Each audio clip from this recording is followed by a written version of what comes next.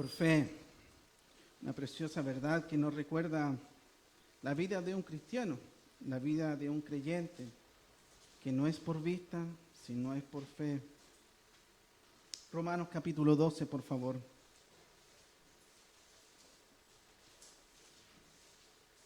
El día miércoles estábamos estudiando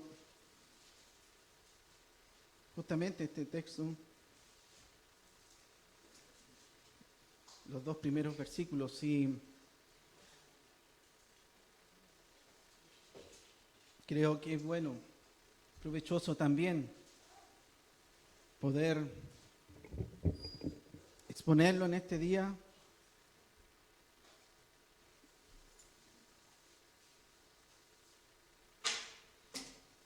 De manera que el Señor una vez más hable en nuestras vidas, pues lo necesitamos.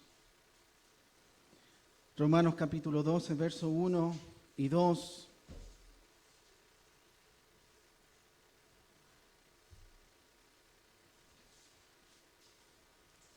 Así que, hermanos, os ruego por las misericordias de Dios que presentéis vuestros cuerpos en sacrificio vivo, santo, agradable a Dios, que es vuestro culto racional.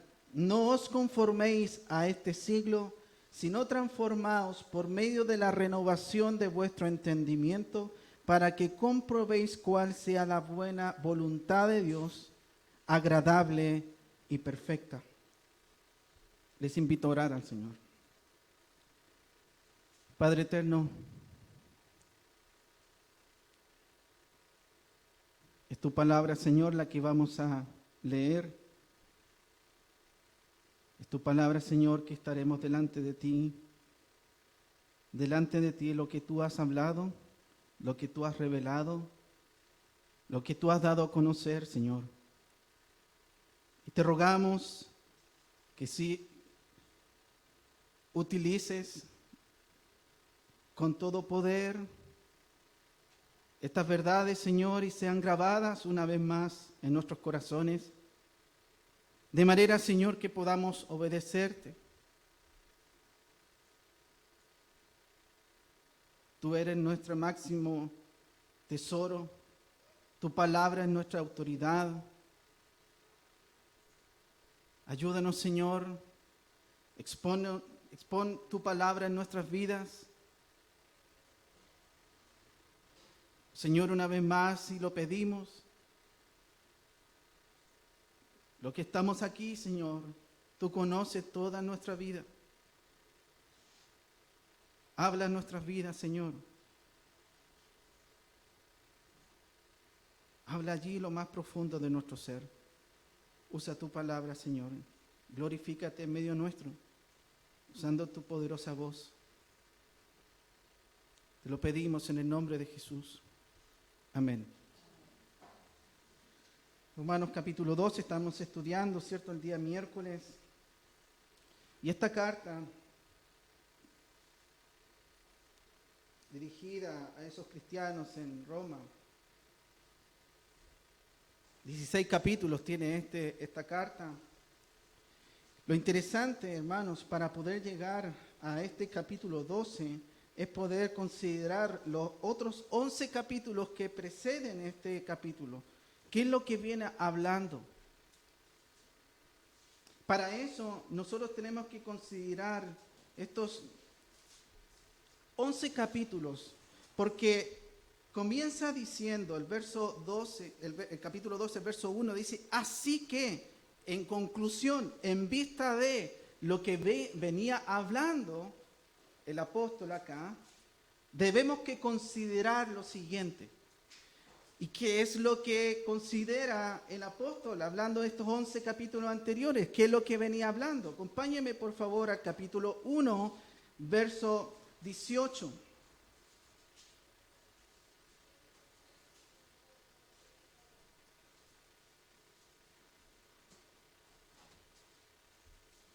Capítulo 1, verso 18 de la carta a Romanos.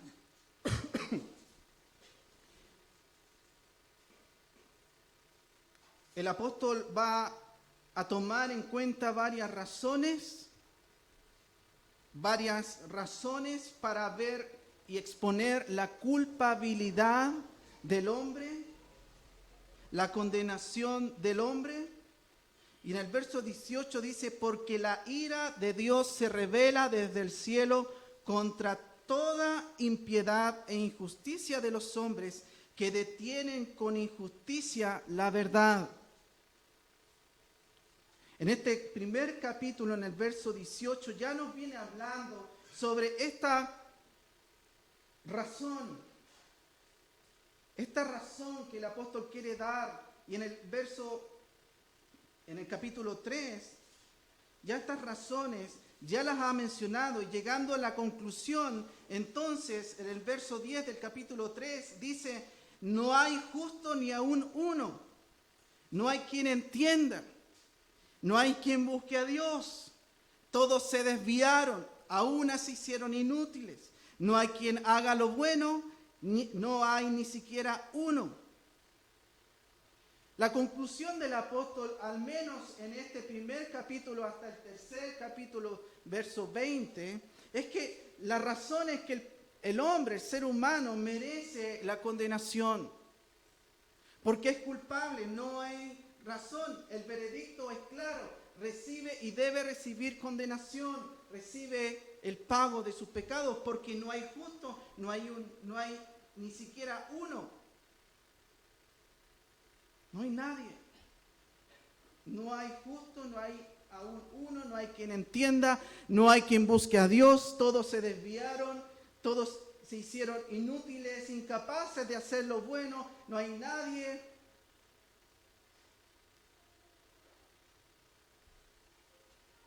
Esto es lo que expone el apóstol hasta el verso 20 de este mismo capítulo. Ya que por las obras de la ley ningún ser humano será justificado delante de él, porque por medio de la ley es el conocimiento del pecado. El apóstol está diciendo, señores, al llegar al capítulo 12, consideren las razones que yo estoy exponiendo. La primera es que no hay justo. Todos merecen la condenación. Sin embargo, este capítulo no queda allí. Porque si usted me acompaña ya en el verso 21 del mismo capítulo 3, podemos ver otro tema o otro bosquejo que el apóstol desarrolla, y es la justificación. Y vemos en el verso 21, pero ahora, recuerde, los versos anteriores, el capítulo anterior, está hablando de la condenación que merece el pecador, pero ahora el apóstol va a hablar diciendo, pero ahora, aparte de la ley, se ha manifestado la justicia de Dios, testificada por la ley y por los profetas. Esta justicia de Dios, todo lo va a desarrollar desde este mismo verso hasta el capítulo 5, verso 21.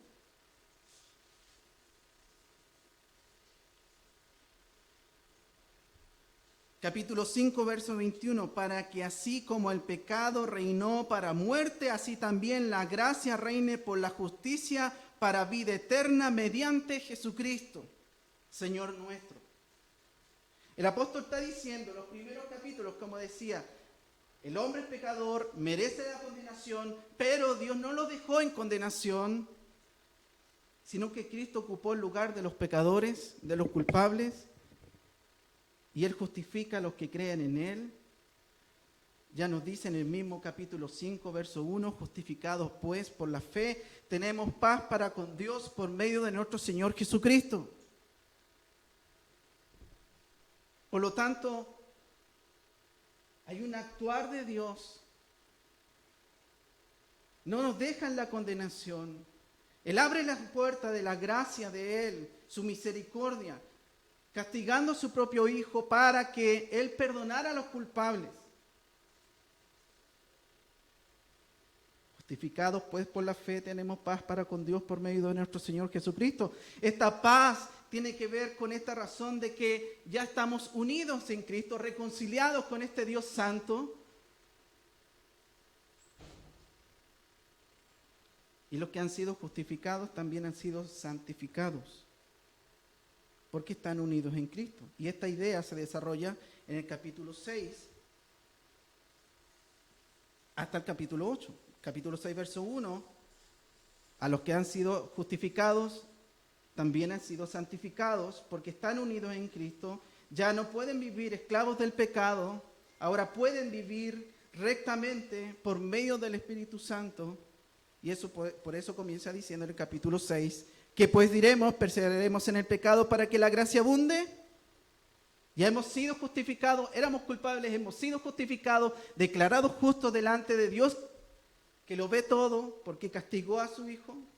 Y ahora el Señor quiere que vivamos unas vidas honrándole a Él, y nos da todo para poder hacerlo a través del Espíritu Santo.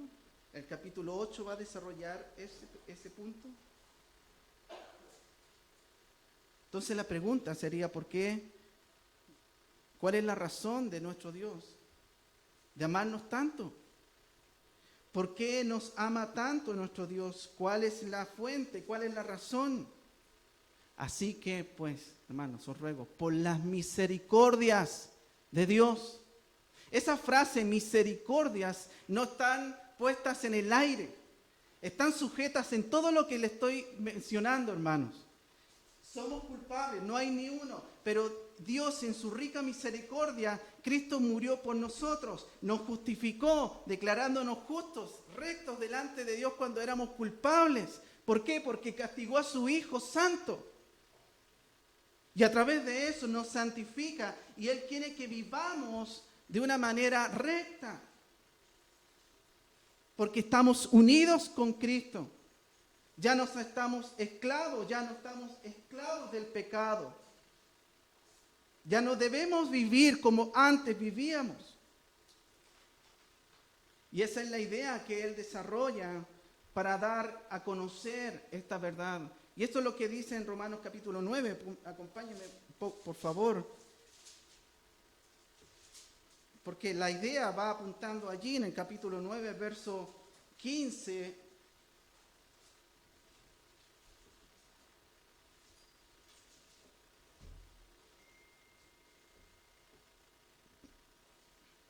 Pues a Moisés dice, tendré misericordia del que yo tenga misericordia, y me compadeceré del que yo me compadezca.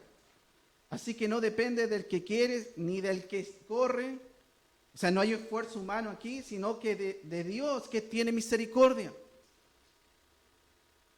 Hermanos, merecíamos condenación. Merecíamos la condenación. Y por las misericordias de Dios, hemos recibido todo beneficio en Cristo. Si eso no lo entendemos, claramente nuestra vida no estará enfocada en Cristo, sino en nuestra propia carne.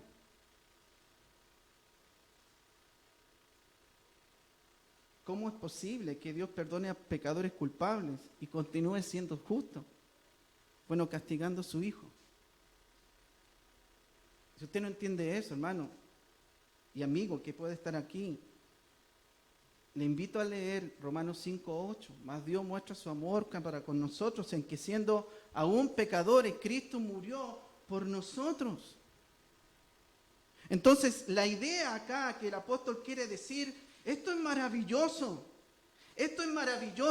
Y termina con en el capítulo 11, acompáñenme por favor allí y leamos juntos esto, que irrumpe el apóstol diciendo, Señor, tú eres grandioso, misericordioso, Señor, porque dice el verso 33 del capítulo 11, oh profundidad de las riquezas de sabiduría y de la ciencia de Dios, cuán insondables son tus juicios e inescrutables sus caminos, porque ¿quién entendió la mente del Señor? ¿O quién fue su consejero? ¿O quién le dio a él primero para que le fuese recompensado? Porque de Él y por Él y para Él son todas las cosas, a Él sea la gloria por los siglos. Amén.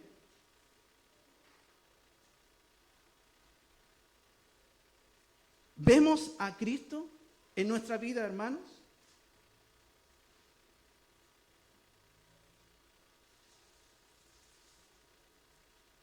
Merecíamos la condenación porque éramos pecadores y somos pecadores y por la gracia de Dios Él nos declara justos. Ahora, entonces, a partir del capítulo 12 hasta el capítulo 15, y ponga atención en esto porque es interesante, de los 16 capítulos, del 1 al 11, desarrolla el apóstol razones para considerar las misericordias de Dios. Y luego del capítulo 12 al capítulo 15 va a exponer la aplicación, las exhortaciones, las indicaciones para que los creyentes obedezcan de acuerdo a las misericordias de Dios. Así que, hermanos, os ruego por la misericordia de Dios que presentéis vuestros cuerpos en sacrificio vivo. O sea, la razón del creyente de vivir agradando a Dios es por la misericordia. Por la misericordia de Dios. Y recuerde, allí está en plural, diciendo misericordias. Porque son muchas. Son muchas. Señor, ¿por qué me salvaste? ¿Por qué me perdonaste? ¿Por qué me diste esto? ¿Por qué me permites estar en este lugar? Y todos los beneficios que estamos seguros en Cristo. Entonces la vida práctica del cristiano se aplica desde el capítulo 12 hasta el 15. Así que, hermanos, os ruego por la misericordia de Dios que presentéis vuestros cuerpos en sacrificio vivo, santo, agradable a Dios, que es vuestro culto racional. No os conforméis a este siglo, sino transformados por medio de la renovación de vuestro entendimiento, para que comprobéis cuál sea la buena voluntad de Dios, agradable y perfecta, o aceptable.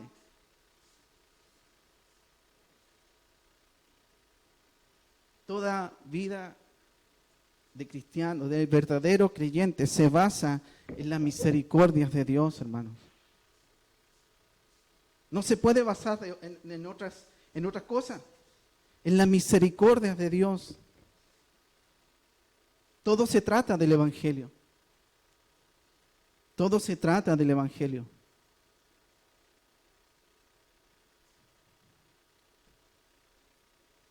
Todo se trata de esa mala noticia al darnos cuenta de nuestro pecado y la buena noticia de que hay un Salvador que está dispuesto a perdonarnos, que ocupando Él nuestro lugar ha sido castigado por nuestros pecados. El Señor quiere que nuestras vidas se enfoquen en las misericordias de Él. Y de esta manera el creyente viva agradándole a Él. Escucha, hermano, no existe vida santa sin el Evangelio. No podemos tratar de vivir vidas que agraden a Dios sin considerar las misericordias de Dios. Yo abandono el pecado porque Cristo murió por mí, porque Él pagó. Yo le miro a Él. No me importa a mí que me diga algo el hombre. Yo miro a Cristo y lo veo pagando por mis pecados, por la misericordia de Dios.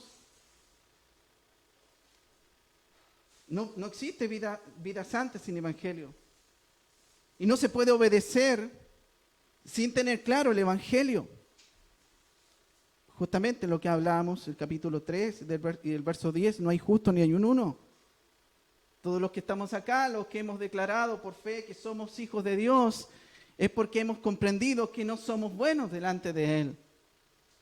Que no hay ningún mérito en nosotros para recibir la vida eterna. Porque si es así, podríamos estar entrando en el ámbito del moralismo. ¿Sabe qué es lo que es el moralismo? El moralismo indica que nosotros podamos tener virtudes morales con la base de que los hombres nos acepten y Dios también nos acepte. O sea, si me porto bien, seré aceptado. Eso se llama moralismo. No, el cristiano no vive de esa manera, todo lo contrario. Lo contrario del moralismo es el Evangelio, que trata justamente que veo a Cristo por la misericordia muriendo por mí, por mis pecados, por lo tanto entrego mi vida completa a Él. Vivo para Él. Porque la misericordia de Dios, hermanos, nuevas son cada mañana. Amén. Y piense esto, nunca se acaban. Nunca se acaban las misericordias de Dios. Por lo tanto, como nunca se acaban, cada día, cada año, cada época, Dios muestra su misericordia en nuestra vida y es razón de sobra para entregarnos completamente a Él. Hermanos, la vida cristiana no se trata de solo venir el domingo. Es toda la semana. No venimos a adorar a Dios en este día. Yo el lunes también adoro al Señor. La adoración no se trata de la música. De hecho, eso es lo que quiere decir el apóstol acá. La adoración se trata de obedecerle, de entregar nuestra vida a Él, completamente, abnegadamente a Él, completamente. Eso es adoración. Ese es el culto racional, lo lógico del cristiano.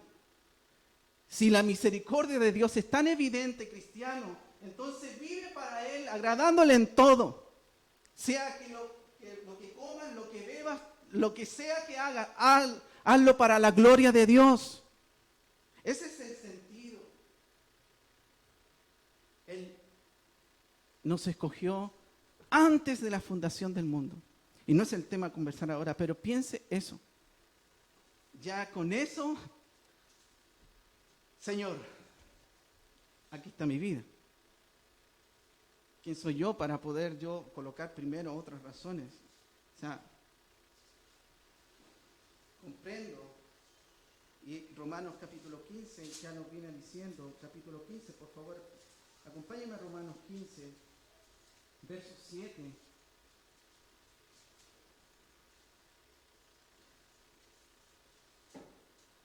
Al 9. Por tanto, recibíos los unos a los otros.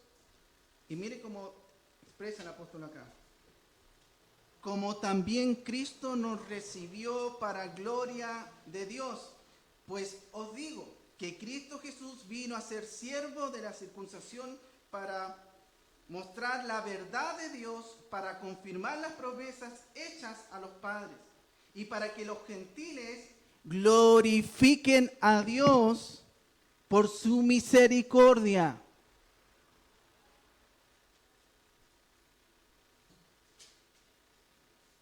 Glorifiquen a Dios por su misericordia.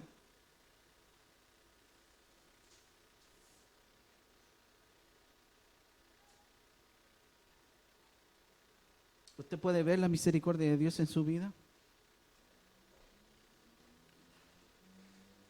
Y no es tan solo, quiero que me entienda bien, Dios me dio un auto, qué misericordioso Dios.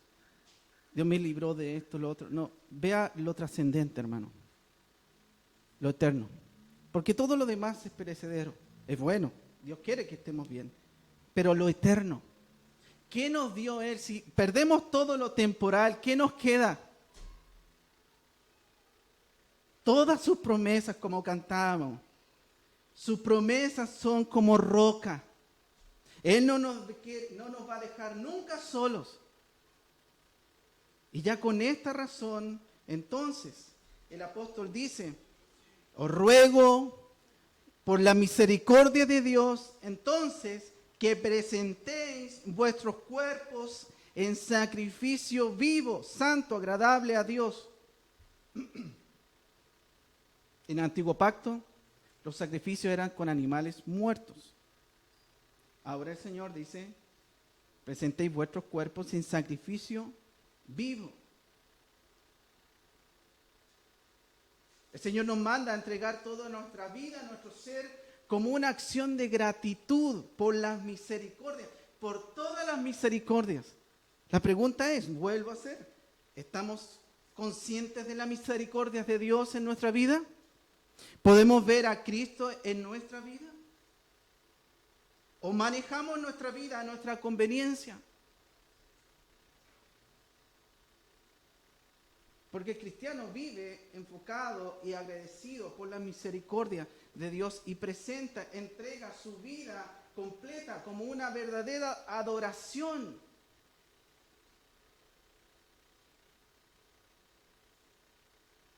Adorar es entregar todo nuestro ser. Adorar es entregar todo nuestro ser. Es el presentar vuestros cuerpos en sacrificio vivo.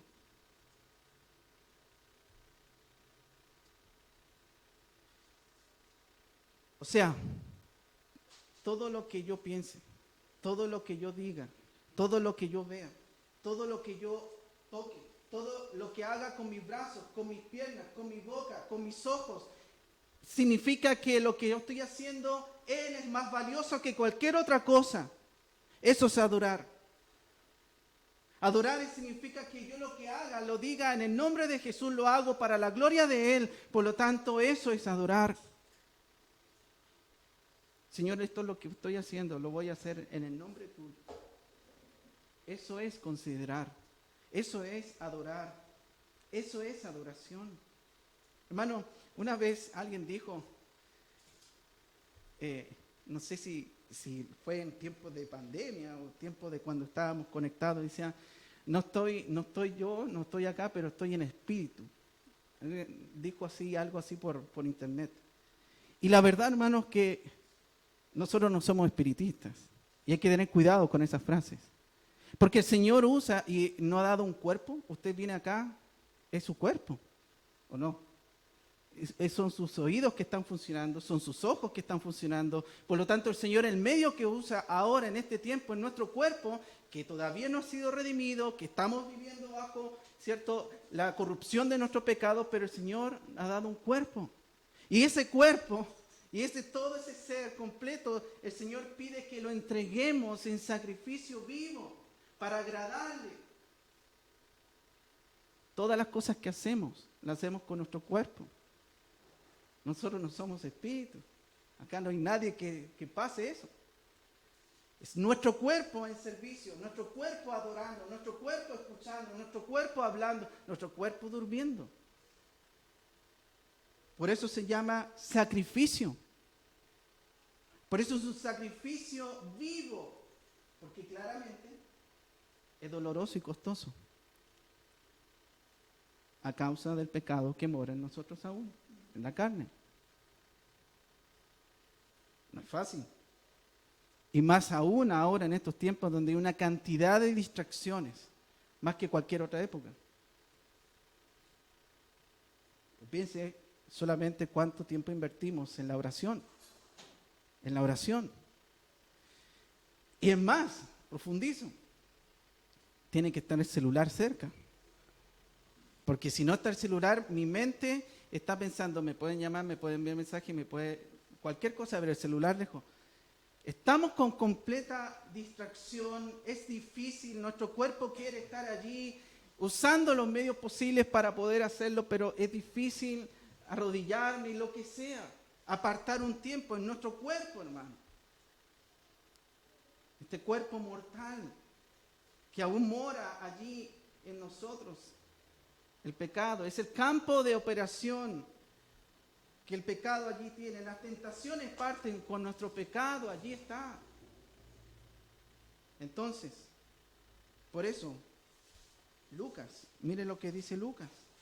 Son textos que usted lo tiene, pero da razón para aplicarlos y hacer el cruce de referencias, porque Lucas 9, 23 nos dice la idea, y esa es la idea que quisiera compartir, porque dice, es el llamado del discipulado, y dice, verso 23, capítulo 9, y decía a todos, si alguno quiere venir en pos de mí, niéguese a sí mismo, tome su cruz cada semana, cada domingo. ¿Dice eso? Cada día. Porque cada día, el Señor nos dice y nos declara, es una lucha diaria, todos los días lucho contra el pecado. No puedo adorarte, Señor, todos los días. Por eso todos los días tengo que matar mi carne. Pero está la tentación de bajar de la cruz, dejarlo allí y no adorar. Y todos hemos cometido eso. Por eso el Señor enfatiza allí cada día. Tome su cruz, niéguese a sí mismo cada día. No una vez a la semana, ni cada 3 meses, ni en las conferencias, no lo que sea. Todos los días.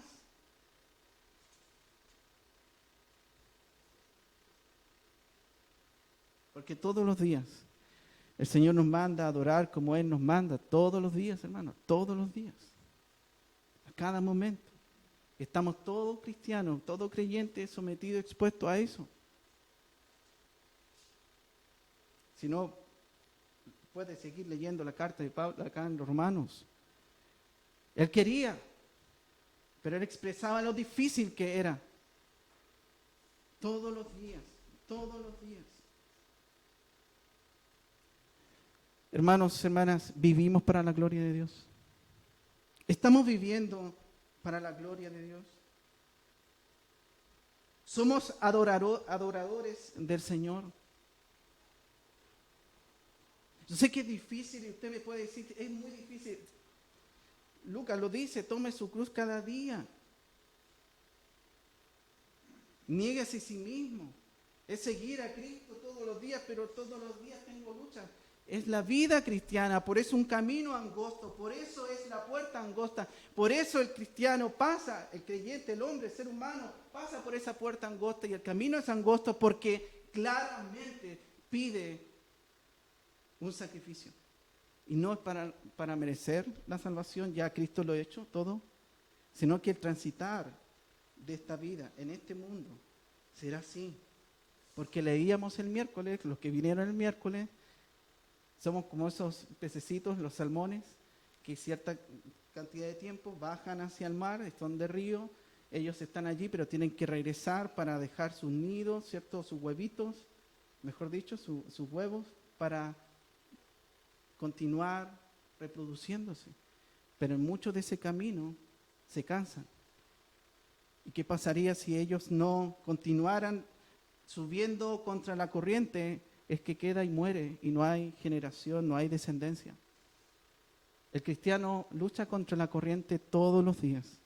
El mundo todos los días engañando. El mundo todos los días dice una cierta cosa. Por eso me pareció muy pertinente. Dije, Señor, esto es un tema muy importante.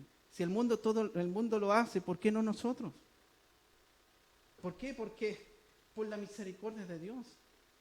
Por lo que Él ha hecho por nosotros. Por eso Pablo dice, os ruego, les clamo, les pido que presentéis vuestro cuerpo en sacrificio vivo, santo, agradable a Dios, que es vuestro culto racional. Es santo, agradable a Dios. Por eso es santo. Es todo lo contrario a lo que vivíamos antes. Ahora nuestras vidas son de Cristo. Él nos ha comprado y por eso es santo, porque es contrario a nuestra vida antes, como dice Efesios capítulo 2.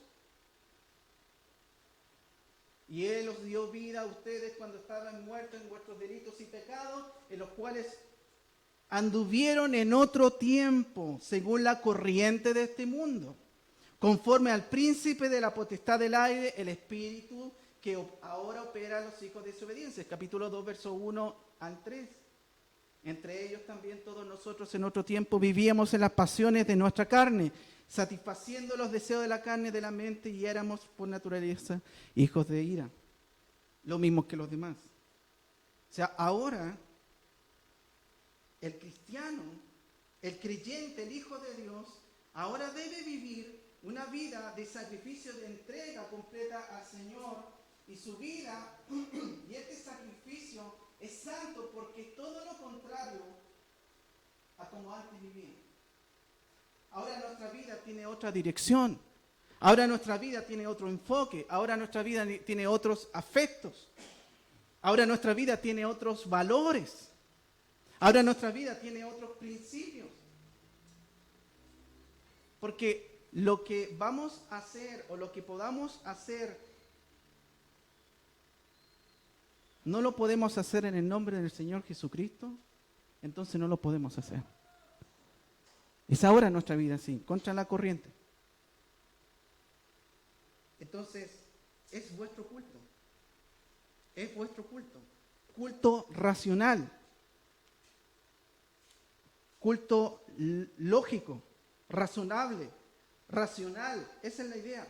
O sea, yo anoté acá, la única manera razonable de vivir de acuerdo a la misericordia de Dios, a la luz de las riquezas espirituales que hemos leído del capítulo 1 al 11, es una vida abnegada de adoración a Dios. Y eso es lo lógico. Eso es lo lógico.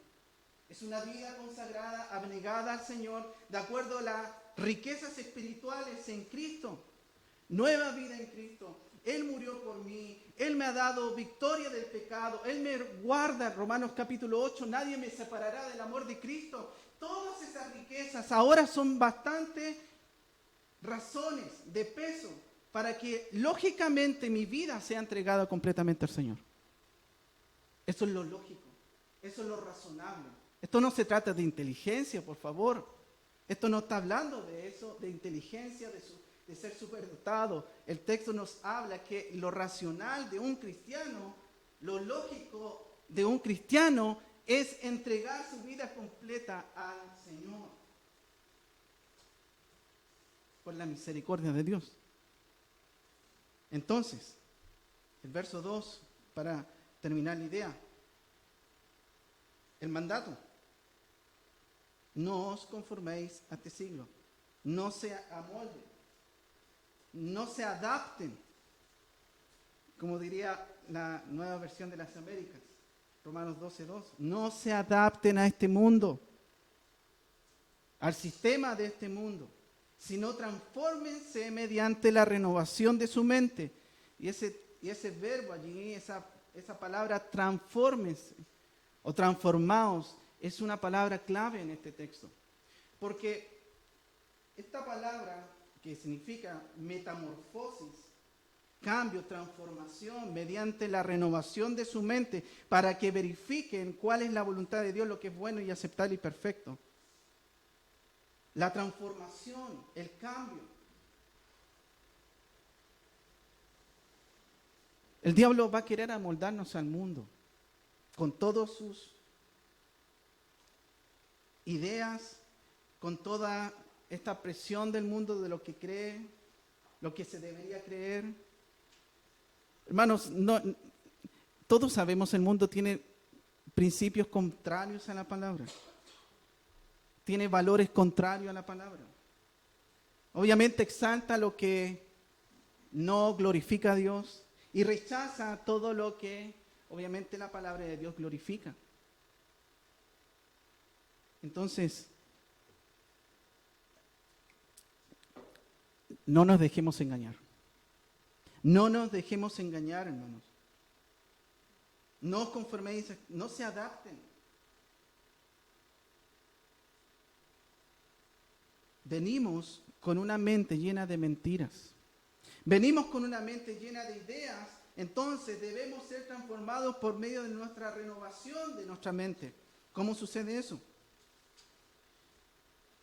Esta palabra que decía, una palabra griega se llama metamorfosis, transformados. Es una palabra griega se llama metamorfosis. ¿Y sabe por qué es importante esta palabra? Porque esta palabra, metamorfosis o transformados, es una palabra que invita diciendo, déjense transformar, déjense cambiar, déjense renovar. El cambio se produce justamente cuando nos sometemos, cuando nosotros con humildad vamos haciendo una actividad diaria y práctica en la palabra de Dios. Eso nos transforma.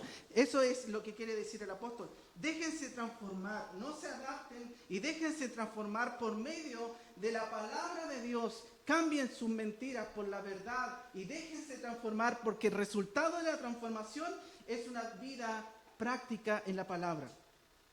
La exposición a tu palabra, la exposición a la palabra nos transforma. Nos cambia nuestras mentiras por la verdad. Por eso cada miércoles, cuando abrimos la palabra y cuando vemos esto, justamente la idea de sacar esas mentiras y colocar y asentarlas estas verdades de la palabra. Mientras más crecemos en el conocimiento de Cristo, más se nos va a revelar Él en nosotros.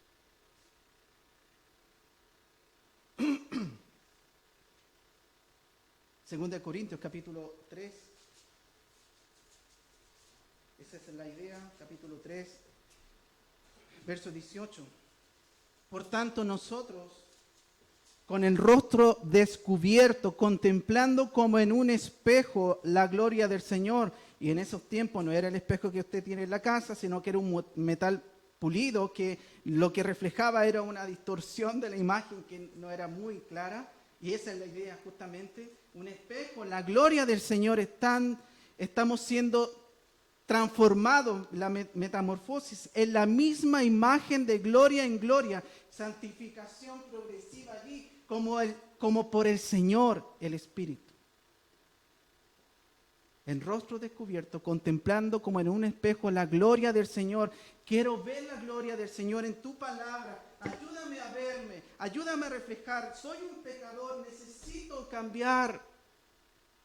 Mientras más crecemos en el conocimiento de Cristo, más se nos revelará la persona preciosa del Señor Jesucristo.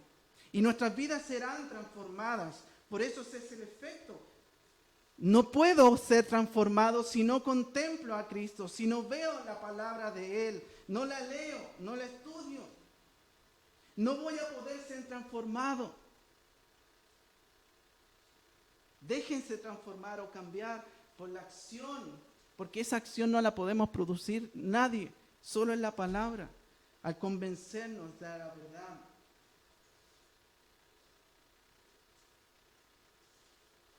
Finalmente,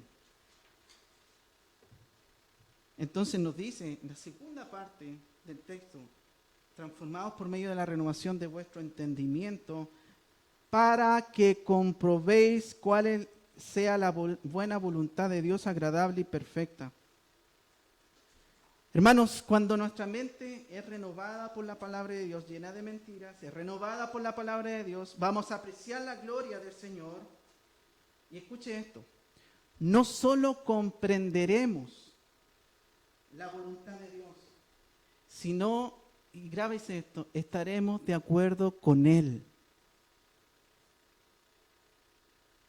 No solo comprenderemos cuál es la voluntad de Dios, sino que estaremos de acuerdo que esa es su voluntad. Entonces, Señor, si esto quieres, yo lo hago. Eso es lo que me conviene a mí. Ese es el sentido del texto. Para que comprobéis cuál sea la buena voluntad de Dios, agradable y perfecta.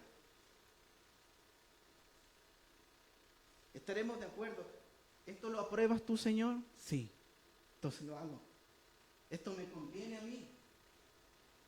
Porque estoy de acuerdo. Tu palabra me dice esto, no es lo que yo pienso, no es lo que el mundo piensa, no es los opinólogos, no, es lo que la palabra de Dios dice. Y yo estoy de acuerdo, Señor, porque es la verdad.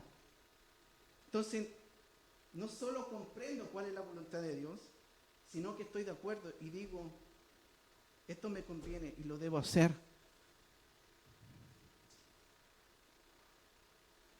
Esta es la vida que Dios está probando.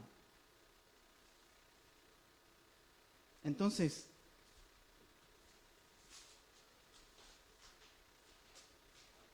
pero obviamente esto no va a producir si no conocemos la palabra. Mire lo que dice el Salmo 19.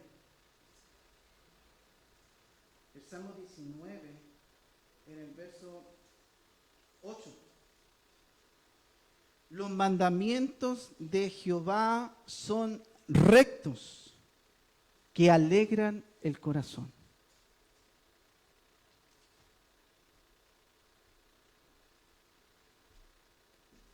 ¿Usted va entendiendo la idea? Para un verdadero cristiano, obedecer al Señor no es una carga. No. Es algo que alegra el corazón y debería alegrar el corazón.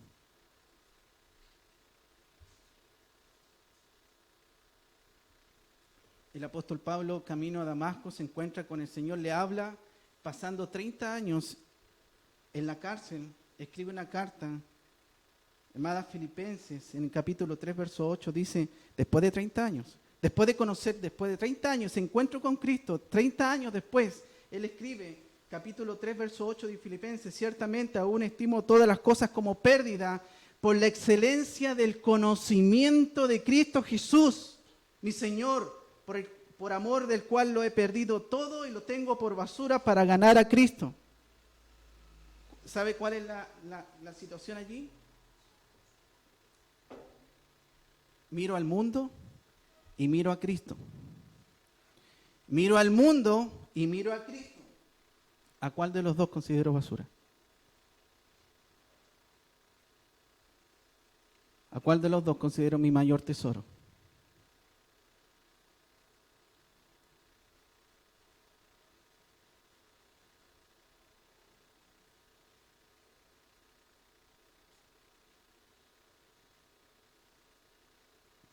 Tenemos que volver a enfocarnos. La vida del cristiano se trata de Cristo. Miro al mundo, su sistema, todo lo que promueve. No estoy diciendo que es pecaminoso asistir o hacer ciertas cosas. Lo que promueve el sistema del mundo, todos los disvalores que promueven, lo que dicen, eso para un cristiano debe ser basura. Porque mirar a Cristo debe ser el deleite más profundo. Nada se compara con ese tesoro inigualable, preciosa persona de Cristo. ¿Cómo está nuestra vida hoy? Hermanos, no podemos enfocarnos en lo que pasó hace 20 años atrás. Yo servía de esta manera, yo vivía, yo obedecía, yo le hablaba. Esto no se trata de eso. Yo le pregunto hoy, ¿cómo está su vida espiritual hoy? Hoy, domingo.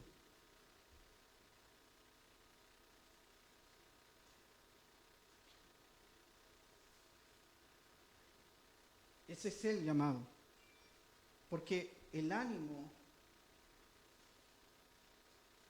de estos dos versos es que, hermanos, os ruego, anímense, recuerden la misericordia de Dios, vean la hermosura de Cristo y continúan adelante.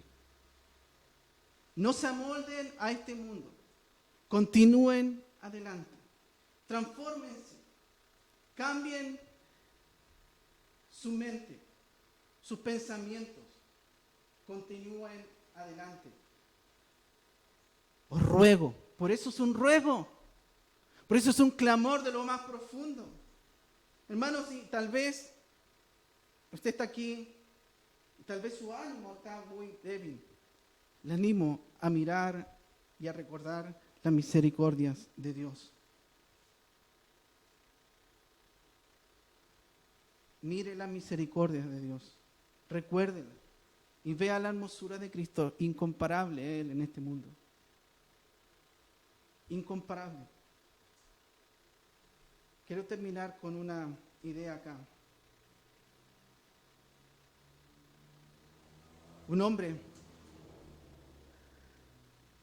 va en un auto, llega a la línea del tren, en la línea del tren se detiene su vehículo, no puede moverlo, quiere sacar el cinturón, no lo puede sacar, se viene acercando el tren, está en pleno línea del tren, no puede sacar el cinturón, está apretado allí, está muy nervioso, no puede destrabar el cinturón, y en un momento cuando ya quedaba en metro, el tren se acercaba, siente un golpe fuerte, era un camión que la empujó, lo sacó de las líneas, y obviamente el camión destrozado, completo.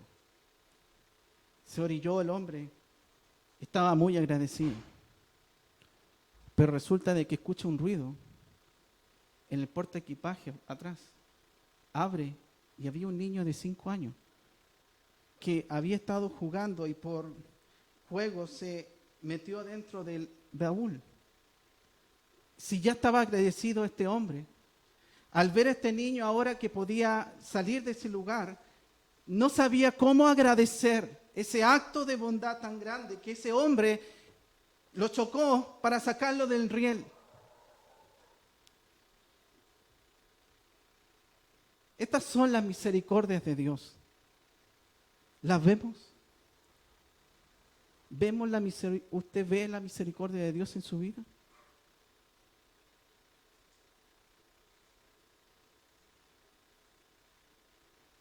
Es el Hijo de Dios que nos quitó y nos sacó de la eterna condenación.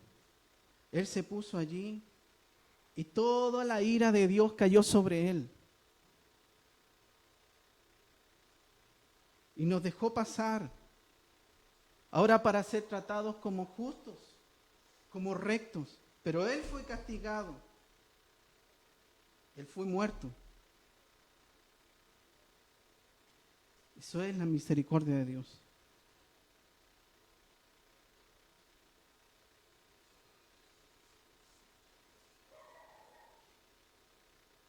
Padre, cuánta misericordia para nuestra vida, Señor.